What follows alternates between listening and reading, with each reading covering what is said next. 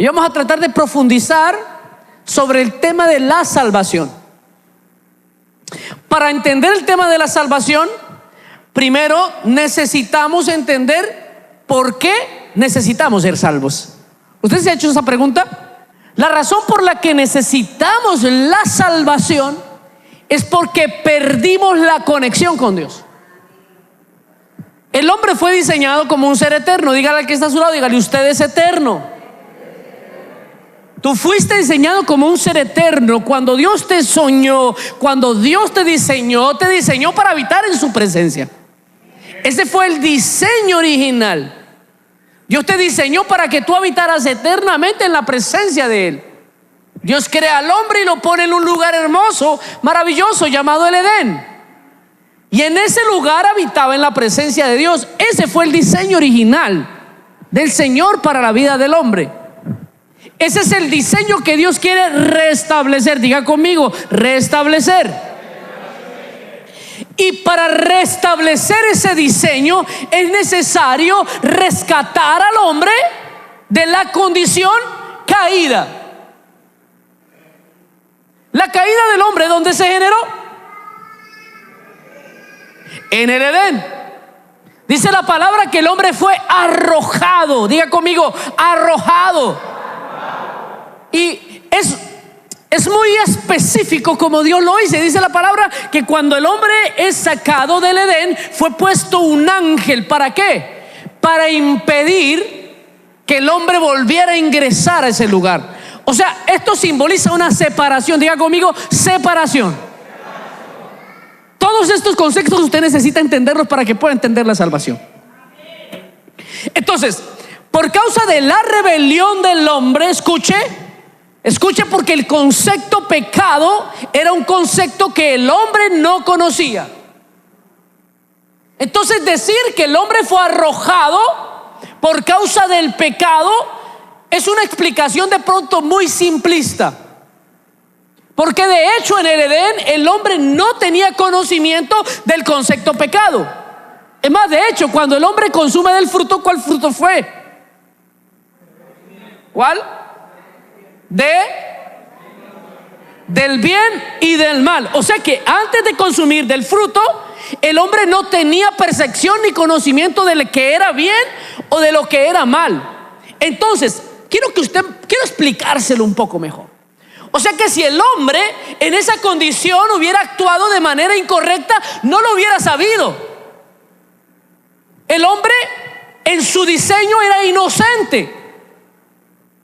Es como esa inocencia de un niño que muchas veces hace cosas incorrectas y no sabe que lo que está haciendo es incorrecto.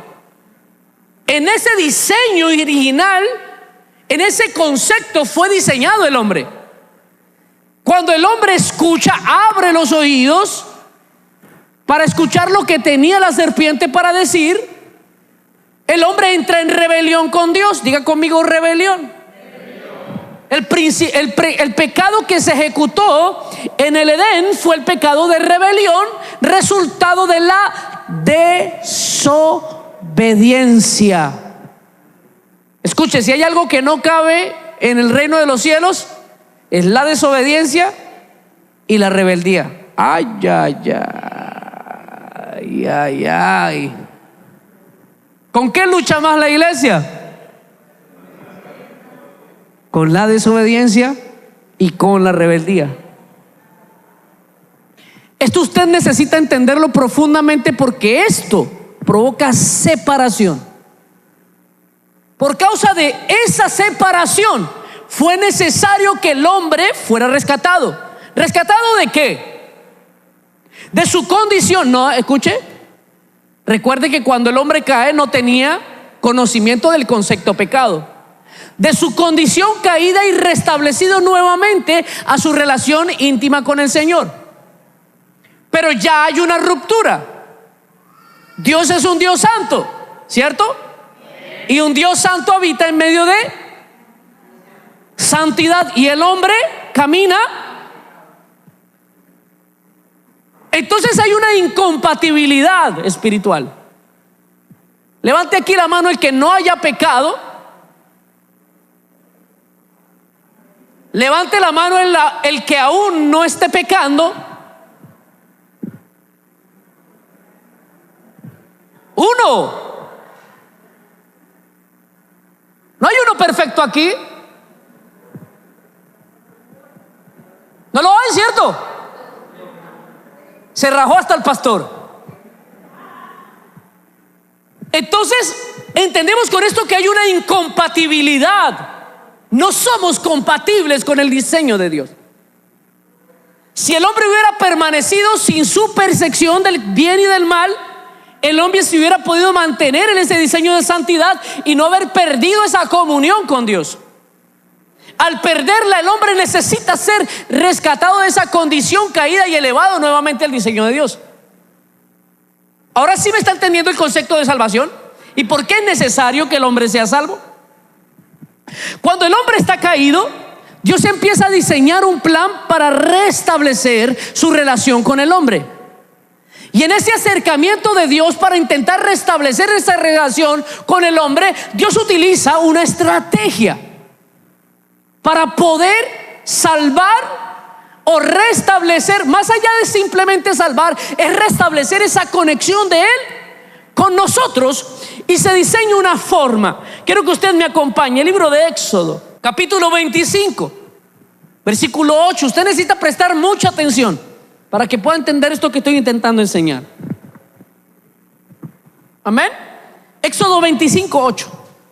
Dice: y hará un santuario para mí y habitaré yo en medio de ellos. O sea, aquí vemos un Dios interesado en volver a habitar en medio de los hombres. Pero por causa de tu condición, por causa de mi condición, el hombre no puede habitar en la presencia del Señor y el Señor no puede habitar en medio de los hombres. Entonces, ¿qué es lo que Dios ofrece? Dios le dice o le da unas instrucciones a Moisés y le dice: me vas a construir un santuario. Diga conmigo: santuario. ¿Qué es un santuario? ¿Alguien me lo puede explicar? Dígame.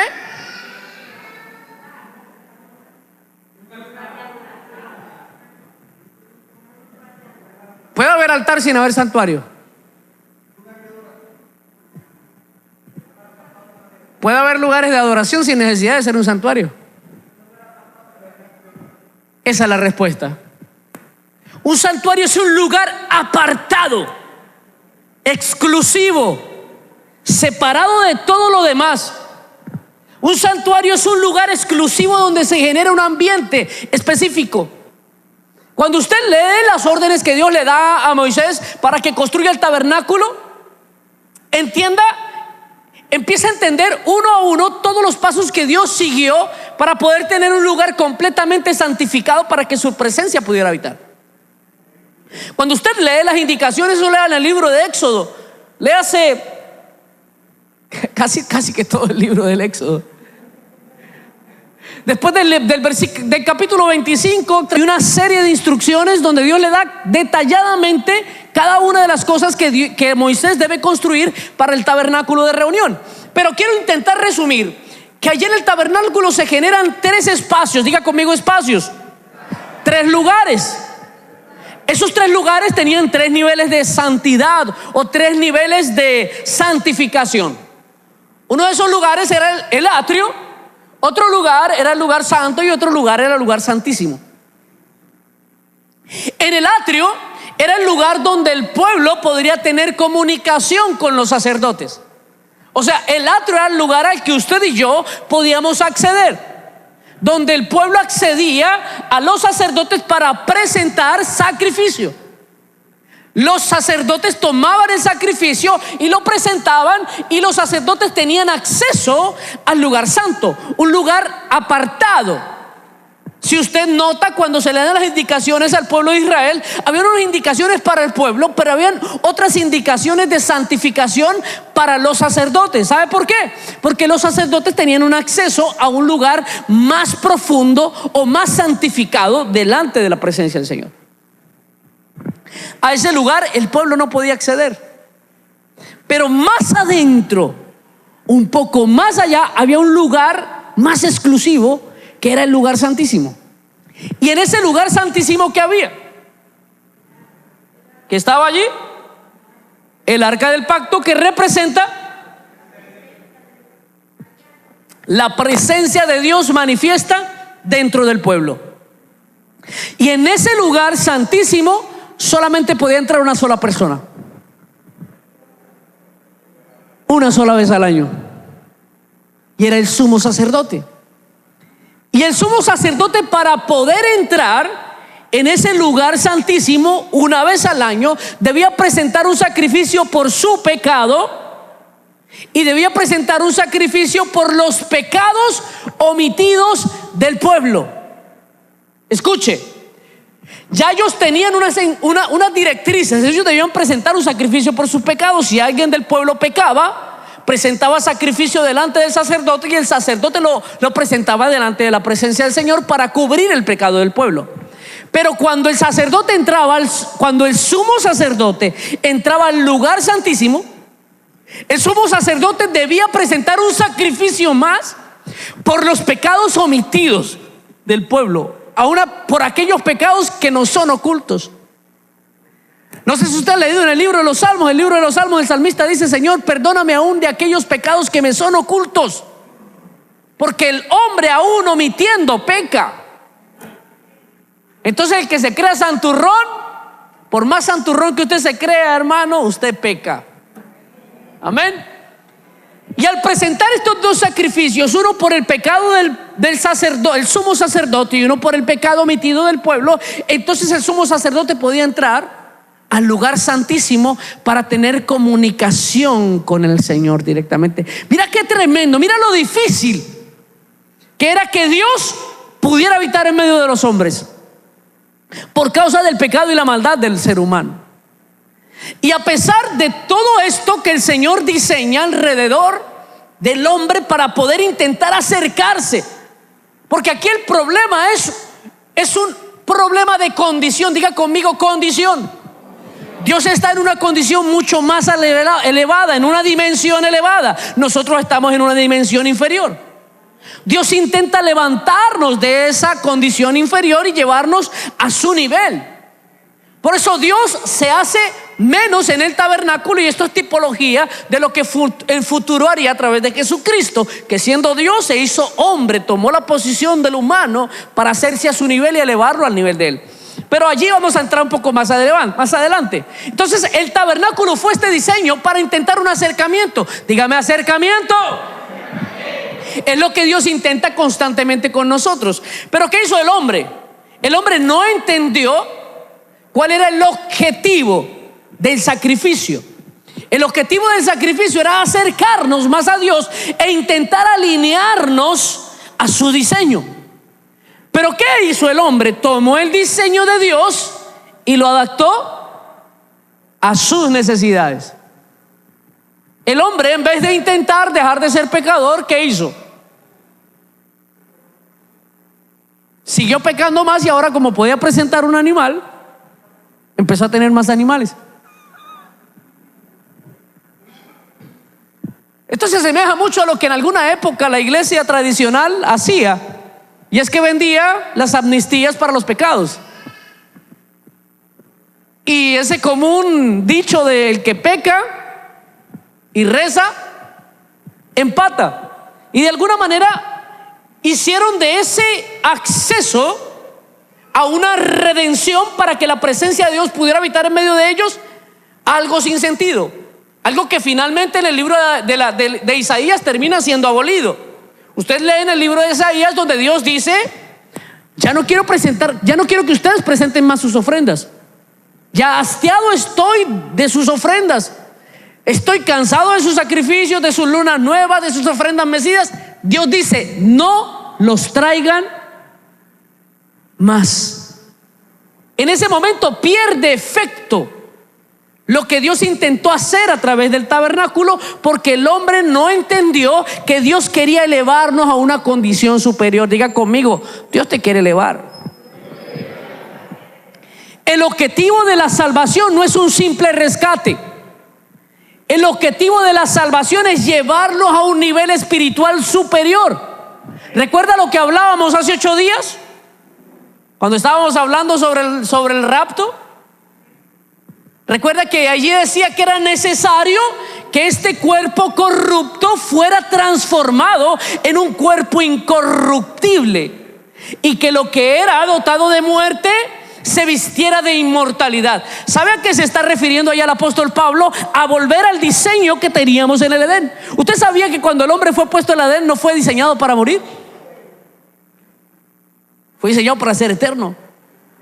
¿Usted sabía que en el Edén el hombre no tenía que trabajar? ¿Qué es una de las cosas que Dios le dice cuando los arroja del Edén? Le dice que recibirás el pan con el sudor de tu frente. ¿Y qué le dijo a las mujeres? Y parirás tus hijos con dolor. Mujeres, los partos serían sin dolor.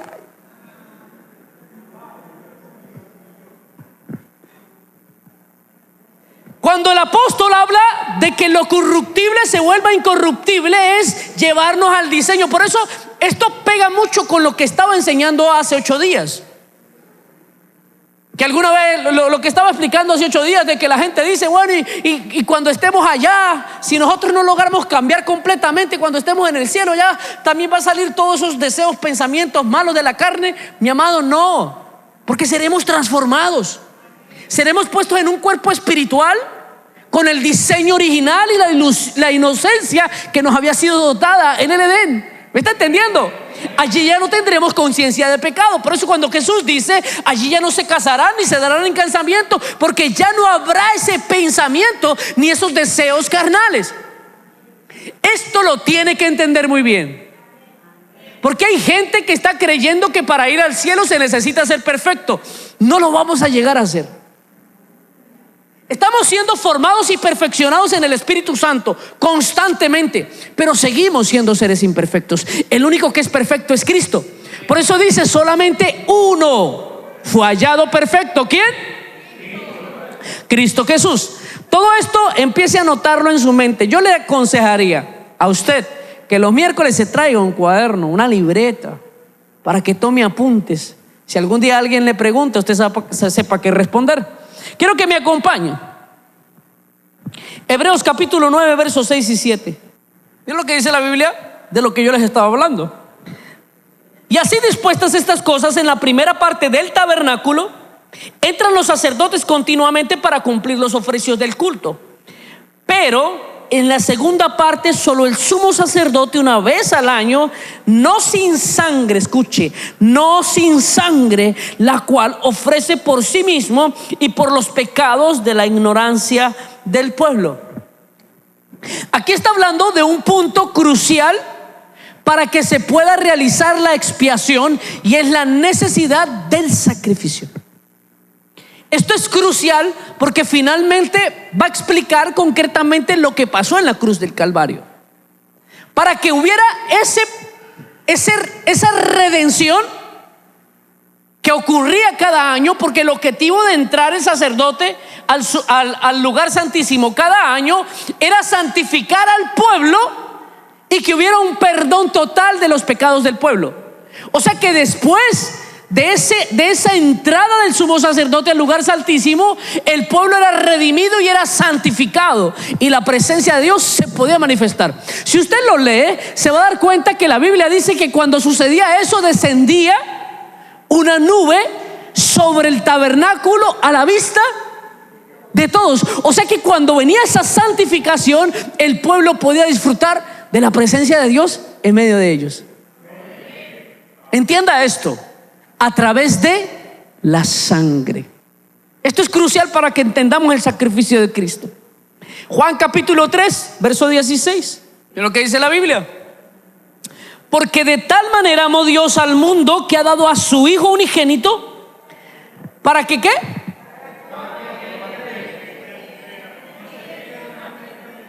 Mas tenga vida eterna. Aquí hay varias cosas claves. Este versículo nosotros lo leemos a veces muy por encima, pero aquí está hablando primero de la entrega del Hijo de Dios. Dice, por lo cual Dios, ¿qué? que de tal manera amó al mundo que ha dado, ha entregado. ¿Para qué?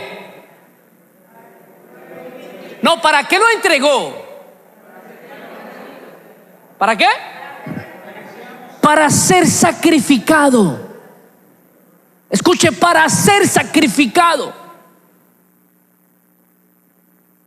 El objetivo de Cristo en la cruz era ser presentado como ese sacrificio que a través de su sangre limpia el pecado del hombre para que la presencia de Dios se pueda manifestar en medio del pueblo. Esto que está haciendo el Padre era lo que hacía el sumo sacerdote cada año, que era presentar un sacrificio por causa del pecado para que la presencia de Dios se pudiera manifestar. Aquí hay un misterio espiritual increíble. Si nosotros hacemos una analogía, cuando Dios da la orden de los animales para el sacrificio, da unas especificaciones. El pueblo no podía presentar cualquier animal. Tenía que ser un animal limpio, un animal sin mancha. Es más, es tan específico: no podía ser cuerniquebrado, no podía tener los testículos mayugados, no podía ser un animal raquítico. Tenía que ser de lo mejor, un animal perfecto. Cuando habla el libro de Juan capítulo 3 verso 16 del sacrificio que se presenta, no se presentó cualquier sacrificio, sino que Dios se presenta a sí mismo en perfección.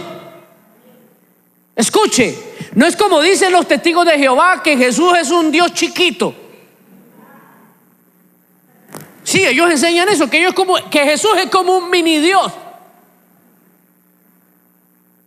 Pero la Biblia me enseña que Jesús en esencia es Dios. Y cuando dice la palabra que el Padre dio a su Hijo, está hablando que Dios mismo se presentó para hacer ese sacrificio perfecto, limpio, puro, sin mancha. Aquí quiero entrar en algo más que dice la Biblia, porque la paga del pecado es. Cuando habla sobre ese versículo, está hablando del pago que debe dar el pecador. O sea, que cuando alguien peca, ¿qué debe hacer? ¿Qué debe hacer? Según la justicia de Dios, ¿qué debe hacer? Debe morir indefectiblemente. El hombre fue arrojado del Edén para morir. Cuando el hombre peca, el hombre debe morir. Por eso en el pacto que Dios hace a través de Moisés, dice: voy a ofrecer un rescate, les voy a ofrecer una opción de rescate. Ya no morirá el hombre, sino que morirá un animal en su lugar. Esto es tipología de lo que Cristo iba a venir a hacer por nosotros. El objetivo de Jesús en la cruz del Calvario era tomar el lugar de muerte que el hombre debía tomar para saciar la justicia de Dios. Escuche, la muerte de un hombre pecador e imperfecto jamás podría saciar la justicia de Dios. Voy a ir un poquito más profundo. ¿Cuántos creen que Dios es un Dios justo? Dios es un Dios justo, ¿cierto? Dios es un Dios perfecto. Voy a hacerle una pregunta. Si usted cree que Dios es un Dios justo y Dios es un Dios perfecto, ¿usted cree que un Dios justo y un Dios perfecto puede pasar por alto el pecado del hombre? Te voy a hacer una pregunta. ¿Tú mereces ir al cielo? No, no lo merecemos. Si nosotros somos filtrados por la justicia de Dios, merecemos condenación. Mira, yo no entiendo por qué en esta época se ha levantado una generación que quiere volver a los rudimentos de la ley. No hay nada más tonto, no hay nada más sin sentido que el pueblo que está intentando volver a las raíces hebraicas y sujetarse al pacto mosaico. El pacto de Moisés para nosotros es imposible, porque usted y yo ni siquiera tenemos la misericordia por ser pueblo escogido de Dios. Ay, Dios mío, me estoy metiendo en problemas. Lo único, escuche, lo único dice, porque de tal manera amó Dios al mundo que entregó a su Hijo para que el que crea en Él, solamente en Él y solamente a través de Él, no se pierda. O sea, la única forma, escuchen, la única forma para que tú y yo no nos perdamos es a través de la sangre de Cristo. Cuando Cristo viene y derrama hasta la última gota de su sangre en la cruz del Calvario, se presentó en esa cruz a sí mismo como un sacrificio para ser visto por el Padre. Cuando Jesús en aquella cruz dice aquellas palabras, yo sé que en toda Semana Santa siempre hacemos aquel sermón de las 7 palabras, ¿cierto? Y hay esa palabra que dice al final: Dios mío, ¿por qué me has abandonado? ¿Usted sabía que ese es el único momento en toda la historia en que el Hijo se separó del Padre? ¿Y usted sabe por qué? ¿Usted sabe por qué? ¿Alguien lo sabe? Porque en ese momento el Padre no estaba viendo al Hijo. En ese momento el Padre te estaba viendo a ti. En ese momento estaba siendo colgado el pecado de la humanidad en la cruz del Calvario, cumpliendo la profecía de que Él se hizo maldición en un madero. ¿Está entendiendo? Usted no se me puede perder, porque si se me pierde en el camino se va a confundir o va a decir: el pastor se volvió un hereje. Entonces, al Cristo ser puesto en aquel madero y presentado en el lugar de la humanidad, a partir de ello Dios nos ve a nosotros a través de Cristo. Por eso cuando la palabra dice que Jesús se refiere a nosotros, dice: venid a mí, benditos de mi Padre. Escuche, nadie, absolutamente nadie se va a poder presentar delante del Padre si no vamos de la mano de Jesús. Por eso dice la palabra que Jesús dijo: entonces yo volveré y os tomaré de mí mismo. Ahí hay un misterio en esa forma de comunicarse de Jesús. Cuando Él está diciendo: los tomaré de mí mismo, es porque solamente en Él podemos ser presentados al Padre. Por eso cuando Él enseña a través del Espíritu Santo por el apóstol Pablo el diseño de la iglesia, Él lo enseña como un diseño unificado a Él. Dice que la iglesia es el cuerpo y Él es la cabeza. Amado, para nosotros el único camino y acceso de redención es Cristo Jesús. Déselo fuerte al Señor. Por eso el apóstol Pablo enseña que no por obras, o sea, no hay forma en que el hombre pueda alcanzar la salvación por sus propios méritos. La única forma para que el hombre pueda alcanzar la salvación es a través de Cristo Jesús. Y ese es el misterio de la gracia. Y allí es donde me voy a meter. Si usted nota y recuerda, cuando estaba enseñando lo del tabernáculo, habían 3 lugares, ¿cierto? Y todos los lugares estaban separados. Aunque estaban en el mismo tabernáculo, cada lugar estaba separado. Había algo que impedía el acceso, separaba. Del lugar santísimo simplemente había una cortina. Y esa cortina separaba el acceso o el poder llegar hasta ese lugar. Si usted lee en aquella enseñanza en los evangelios con respecto a la muerte de Cristo en la cruz, dice la palabra que cuando Jesús finalmente muere, ¿cuáles fueron las cosas que empezaron a suceder? Dice que tembló la tierra. ¿Qué más pasó? Pasaron varias cosas. Dígame qué. Dice que algunos muertos. ¿Qué más pasó? El velo del templo se rasgó. Mire, allí pasaron varias cosas. Aquellos muertos que salieron de la tumba simbolizaban o simbolizan el habernos traído a nosotros de muerte a vida eterna. Pero lo más tremendo fue el que se haya rasgado el velo del templo. ¿Sabe qué simboliza eso? Simboliza la ruptura de un pacto antiguo y la apertura de un pacto nuevo. Ese pacto del que Jesús habló en la cena con sus discípulos, Él está diciendo: esta es la sangre del nuevo pacto. Pero en aquella cena aún no se había derramado la sangre. Pero dice la palabra que en el momento en que clavan el costado de Jesús, dice que ¿qué brotó? ¿Agua ahí? Las últimas gotas de sangre de Jesús cayeron y el velo se rasgó. Se abrió un nuevo pacto. Pero no solamente iniciaba un nuevo pacto, sino que el rasgarse la cortina simbolizaba que ese nuevo pacto daba un acceso. Diga conmigo: acceso al lugar santísimo. Eso simboliza un acceso a la presencia de Dios. Pero escuche, aleluya, déselo.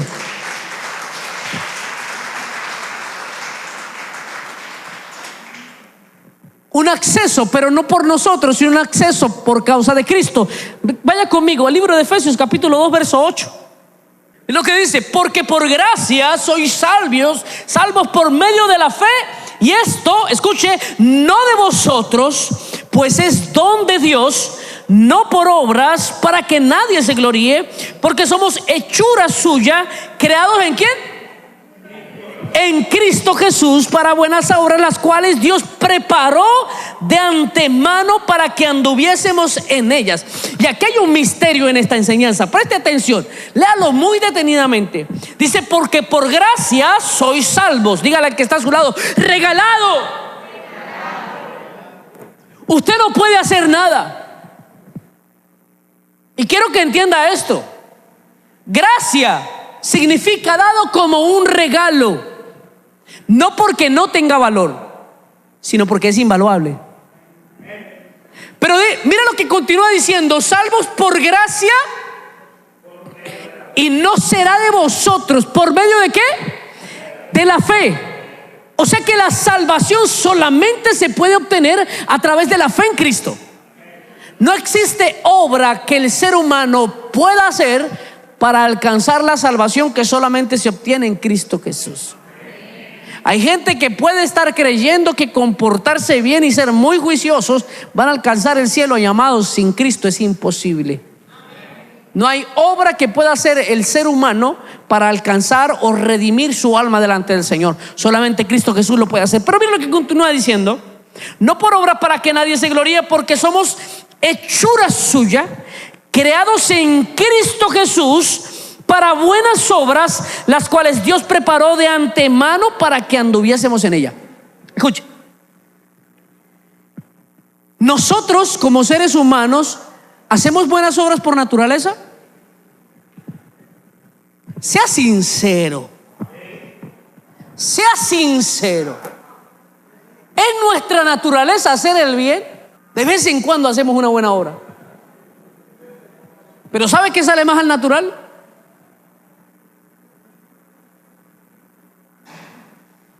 Dice la palabra que se manifiestan las obras de la carne.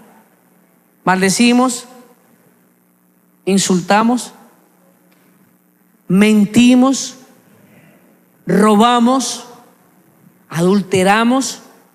Ay, pastor, yo no soy adúltero. ¿Usted sí sabe que cuando hace trampa adultera? ¿Usted sí sabe que cuando hace marañas adultera? ¿Usted sí sabe que cuando dice verdades a medias adultera? Entonces somos adúlteros. Somos pecadores por naturaleza. Entonces, ¿cómo cala este mensaje? O sea, ¿cómo podemos entender que la Biblia diga que hemos sido hechos para buenas obras cuando lo que realmente se manifiesta en nosotros es malas obras? Pero ¿en qué se está leyendo? ¿En qué entorno se está viendo este versículo? ¿En qué contexto? está leyéndose en el contexto de después de recibir la gracia de Cristo. O sea que la gracia de Cristo tiene como objetivo transformarnos al diseño original, y eso lo entendemos por lo que dice después. Dice: las cuales Dios preparó, ¿cuándo? De antemano, o sea, antes. En el libro de Juan dice: antes de la creación del mundo. Usted sabe que usted fue soñado en la eternidad. Usted sabe que fue soñado y pensado en la eternidad. Usted fue diseñado antes de que el mundo existiera. Usted fue diseñado antes de que las estrellas existieran. Allí en lo eterno Dios te pensó. En lo eterno Dios te soñó. Usted léase el libro de Colosenses capítulo 1, léase el capítulo 2. Allá habla un poquito de lo que era Cristo antes de que el tiempo fuera tiempo. Libro de Juan capítulo 1 también, léaselo. Dice: en principio era el verbo, y el verbo era con Dios, y el verbo era Dios. Está hablando de Jesús antes de la creación. El libro de Colosenses habla de la creación suya y la creación mía. Y dice la palabra que fuimos creados por Él y para Él. Y aquí esta palabra está diciendo que nosotros fuimos diseñados para Cristo. O sea que en ese diseño, antes de la creación, antes de que el tiempo fuera tiempo, antes de que la Biblia se escribiera, usted había sido diseñado para buenas obras. En el plan inicial, usted estaba diseñado como un ser perfecto. Porque dice la Biblia: a imagen de Dios fue creado. Tú fuiste diseñado en lo eterno a imagen de Dios. Entonces, ¿qué está diciendo este versículo? Que cuando usted y yo venimos a Cristo, obtenemos un acceso para ser renovados en el Espíritu para buenas obras. Por eso usted no se sienta frustrado, porque tal vez vino al Evangelio y usted, aunque intenta caminar con Dios a veces, no se sienta frustrado si aunque usted lo ha intentado una vez, 2 veces y 3 veces, ha fracasado. Alguien me preguntó alguna vez, me dijo: pastor, yo siento que porque he pecado perdí la gracia. Yo le dije: a lo mejor, amado, eso es lo que quiere que pienses el enemigo. Porque dice la palabra: 7 veces y 7 veces el Señor te levanta. Estamos siendo perfeccionados por el Espíritu Santo para eternidad. El error que nosotros cometemos es que pensamos que el fin nuestro es la tierra. Pero ¿sabes qué es la tierra? ¿Sabes qué fue la tierra para el hombre? ¿Qué dice el libro de Génesis? Un lugar de castigo. Fue al lugar donde fue arrojado el hombre cuando se separó de Dios. No lo escucho muy convencido. Yo me está mirando como raro. Pero cuando yo leo ese versículo, cuando Dios dice: y ganarás el pan con el sudor de tu frente y parirás tus hijos con dolor, Dios está diciendo: este es el pago por haberse separado de mí. La paga del pecado es muerte, y el hombre fue enviado a la tierra para morir. Pero Cristo vino a la tierra para sacarnos de esta condición y llevarnos nuevamente a una dimensión eterna, donde ya no vamos a morir. Aleluya. Hebreos 9, capítulo 9, verso 15 al 18. Hoy es día de enseñanza. En enseñanza los mensajes tienen que ser largos, ¿yo? Hebreos 9. Así que por eso es mediador de un nuevo pacto, para que interviniendo muerte por la remisión de las transgresiones que había bajo el primer pacto, los llamados reciban la promesa ¿de qué? De la herencia eterna. Porque donde hay testamento es necesario que intervenga muerte del testador, porque el testamento con la muerte se confirma, pues no es válido entre tanto que el testador vive, donde ni aún el primer pacto fue instituido sin sangre. Aleluya. Entonces aquí está diciendo que en el pacto de Cristo nosotros obtenemos un lugar en lo eterno. Pero para que lleguemos al lugar eterno es necesario que lo corruptible se vista de un corruptible. O sea, esta carne tiene que morir. Dígale al que está a su lado, dígale: esa carne que le ha dado tantos problemas va a morir.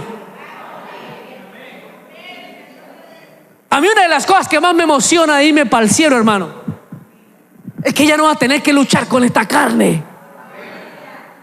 Vamos a ver a Cristo, hermano, y vamos a tener ese cuerpo espiritual incorruptible, perfecto y eterno. Y vamos a vivir para siempre en la presencia del Señor. Aquel nuevo pacto se ejecutará en lo eterno. Mira, amado, aquí en la tierra estamos viviendo un ensayo. Dígale al que está a su lado: usted está ensayando para vivir en lugares eternos para siempre. Y es emocionante porque la Biblia dice: allí no habrá tristeza, allí no habrá dolor, allá no hay nada oculto para el hombre. Todo será revelado, todo lo conoceremos y todo será recibido de Dios directamente para con nosotros. Amén. Dale un fuerte aplauso al Señor.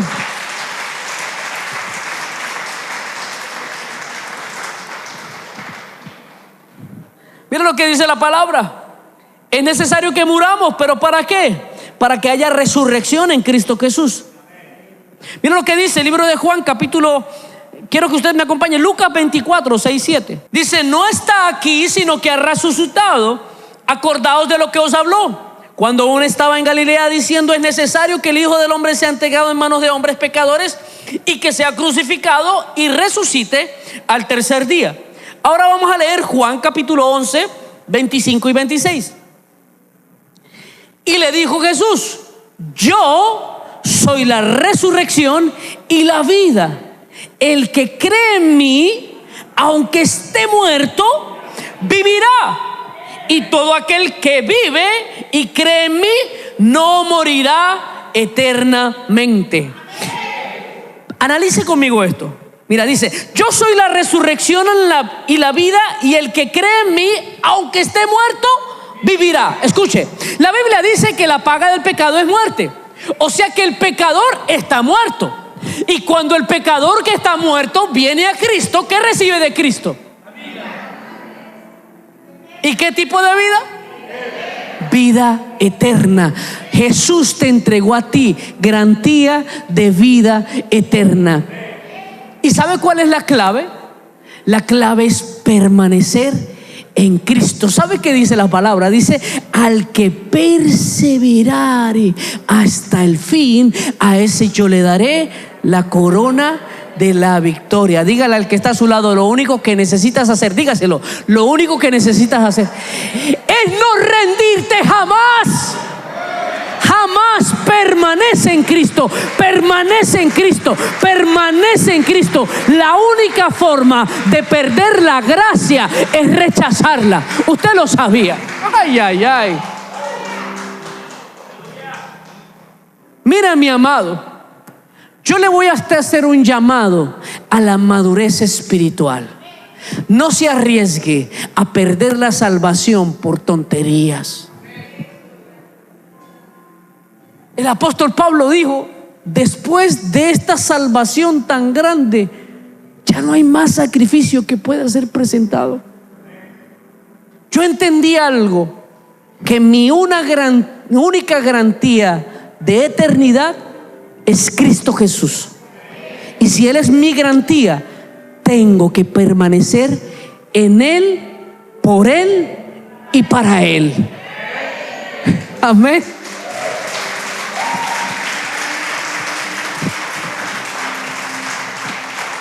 Mira, mi amado, no importa lo que se te presente en el camino. La Biblia dice: muchas son las aflicciones del justo, pero de todas el Señor lo librará. No importa por qué adversidades y crisis pases en esta tierra, mi amado, mira, lo que te espera lleno eterno no tiene precio. No importa los obstáculos. Mire, algo que te garantiza a ti la vida eterna es caminar conectado con Cristo y con lo que Cristo ama. Yo aprendí algo y lo entendí a través de cómo Dios se expresa con respecto a David. Dios decía de David, dice: hombre conforme a mi corazón. Y lo que yo vi en el carácter de David es que David amaba lo que Dios ama. A nosotros nos fue entregado un regalo mucho mayor, nos fue entregado Cristo. Los antiguos hubieran deseado ese regalo maravilloso llamado Cristo Jesús. Usted y yo lo tenemos. Cuidémoslo. Mi amado, mira, no sea parte de la iglesia que porque lo miraron feo. Sea maduro. Sea maduro. Mire, yo he visto cristianos, amados, pisotear la gracia porque se incomodaron en la iglesia. Mejor. Y no vuelvo nunca más. Y si quieren que vuelva, que venga y me busquen. Ay, ay, ay. Dígale al que está a su lado, dígale, es tu salvación. La gracia. Mira, mi amado, si a ti te dijeran que tuvieras que pagar algo muy costoso para obtenerla, no lo harías. Mira, dice la palabra que cuando vino aquel general delante del profeta buscando sanidad a su lepra, dice que el profeta envía a su sirviente y el sirviente ve y le dice, ve y métete al río 7 veces y ya. ¿Y qué hizo aquel hombre? Dice la palabra que se llenó de ira. Dijo, ¿acaso los ríos de Damasco no son mejores que estos ríos de por aquí? Mejor me voy, bravo. Pero dice la palabra que una de sus sirvientes se acercó y le dijo, y si Dios no te hubiera pedido, si el profeta no te hubiera pedido algo difícil, ¿no lo hubieras hecho? ¿Qué pierdes con meterte al río? Hay gente que está esperando. Mire, yo he visto ricos intentando comprar la salvación con plata. Lo único que tiene que venir es humillarse al Señor. Hay gente que dice, ay, mire, aquel hombre tan bueno regalando comida en la calle, ayudando al necesitado, al perdido. Mi amado, sí, hermoso, pero no se va a salvar por eso. Ay, yo conozco aquel, es que todos tenemos el mismo Dios. Una vez una persona me dijo, todos servimos al mismo Dios. Yo he visto testigos de Jehová que son muy buenos, pero es que no es por buenos que nos vamos a ir al cielo. Es por nuestra fe en Cristo. Y si lo rechazamos a Él, perdemos la vida eterna. Dígale al que está a su lado, no pierdas tu salvación por absolutamente nada. Permanece en Cristo Jesús y la gracia estará contigo y te llevará a la vida eterna con Él. Amén. Dale un fuerte aplauso al Señor.